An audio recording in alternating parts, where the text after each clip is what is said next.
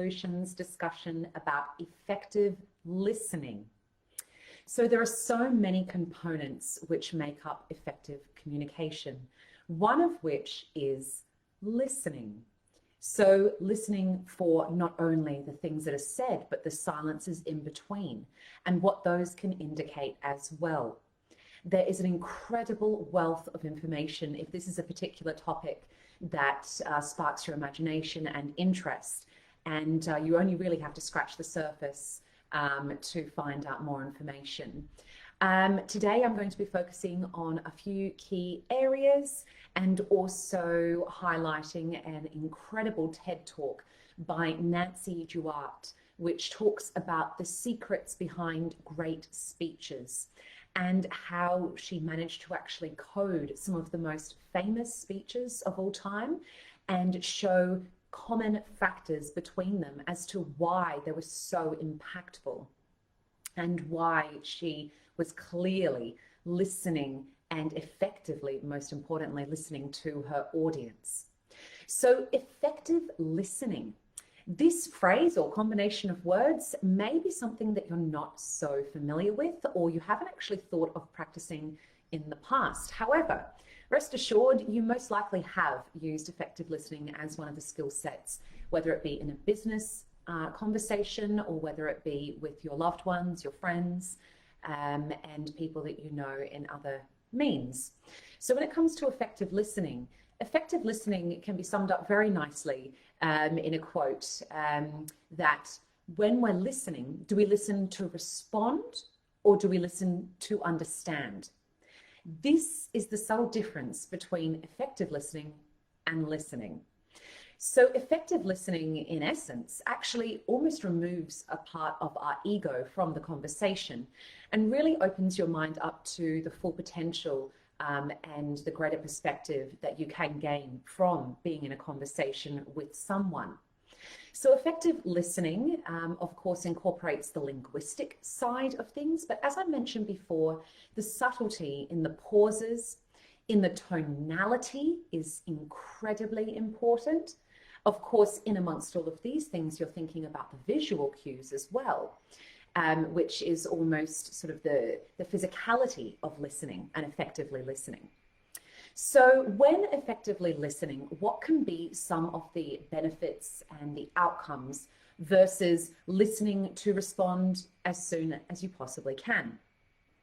Well, effective listening, firstly, it shows whoever it is that you're listening to that you truly value what it is that you have to say. So in essence, you're going to be building rapport with whoever it is that you're speaking with. And also what you're going to be doing is potentially learning key information to inform future actions and decisions, whatever these may be. So in a business context, effectively listening can come in the form of, for example, making sure that you make regular eye contact, potentially keeping accurate notes as you're having a conversation once you've actually spoken with the person who is speaking and verify that that would be something that they're comfortable with whilst you're speaking as well. So effective listening covers many, many different areas. It's certainly a skill that you would want to have in your skill box, and it's something that you develop over a lifetime. I would dare to say that no one is a master of effective listening, because as you gain more and more experiences and the breadth and depth of experiences, you realize that there are so many ways in which people express themselves, therefore so many ways in which you can listen. So this leads me to talking about the TED Talk that I watched many years ago and was very pertinent to this particular discussion about effective listening. The reason being is that Nancy Duarte, who is an incredible professional and specializes in a very niche area of research, that being linguistics, but specifically as it relates to patterns in speech and in speeches to very large audiences. So several years ago, when Nancy Duarte stood up on the TEDx stage, she proposed a really groundbreaking idea in that there were several speeches that were analyzed over the course of her research. And what Nancy was able to do was find similarities in areas such as the tone, the pauses, the repetition of words, the way in which the crowd interacted with the speaker in terms of cheering or showing their support by shouting out and saying certain phrases, and so on. So with this particular discovery, what Nancy was able to do was actually map against the progression of these speeches all of the different key indicators that people were effectively listening to her, and that, people were effectively listening to her, and that she was effectively listening to them, and that the speakers that she was referring to were doing exactly the same thing. I'll include a link to this particular TED Talk if you are interested to listen further. Now, effective listening, ultimately, why is this a useful skill? As I mentioned before, it can build rapport. It can show yourself and other people how much efficacy you have with this particular skill, and therefore how much efficacy you may have in communication in general.